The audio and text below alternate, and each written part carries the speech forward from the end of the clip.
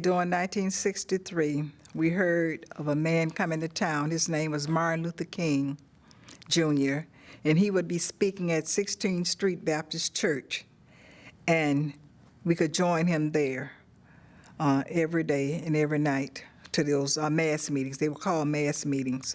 So going there, a lot of schools students left school to go to the march, but I was 22 during the time, and I had heard about all the discriminations and all the things that were happening to us in Birmingham. So I saw an opportunity that I needed to participate in the demonstrations. I went to 16th Street Baptist Church and listened to Dr. King talk about the march and talk about the injustice that was being done in Birmingham. And I had experienced a lot of the injustice throughout the stores, the supermarkets, the buses. I was living with my father and my sisters and brothers, and my mother at that particular time. My whole family was involved in the civil rights struggle because they knew about the things that were going on in Birmingham. So my father said, well, we going down and get involved. What brought me to go to jail is we went to Bohemian Bakery, and it gave us money to purchase items. But what we were supposed to do is just walk in, because they didn't serve black people in there. Walk in and grab whatever they had on the counter.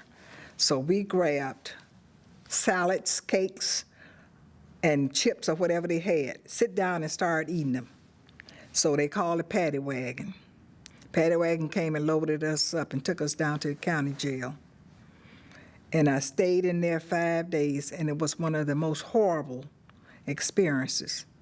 The conditions where we was, the civil rights people, we was on one side, and it was horrible in there during that particular time, and struggling for the greater good and doing everything that I could to try to help with what was happening during that period of time. And that's what I believed in, and that's what I did, and that's what I will continue to do. We were in Kellingram Park. Every day we would meet right in that park. And we was there getting ready, getting our assignments. Where was we going to march from that day? Bull Connor, he called out the Birmingham Fire Department, told them, turn the water hose on them niggas, and they won't have to take a bath. He ordered that. That was an order, direct order from him, and that's what they did. And today I'm deaf in one ear because of that. Dr. King explained to us that this is a nonviolent march. You might get kicked, you might get spit on, but tell the person that's doing, I still love you just the same. Well, on that hot day in August '63, I was eager. As they say, I was all fired up and ready to participate again, do anything that I could. One of the things that inspired me was when Dr. King said, I have a dream.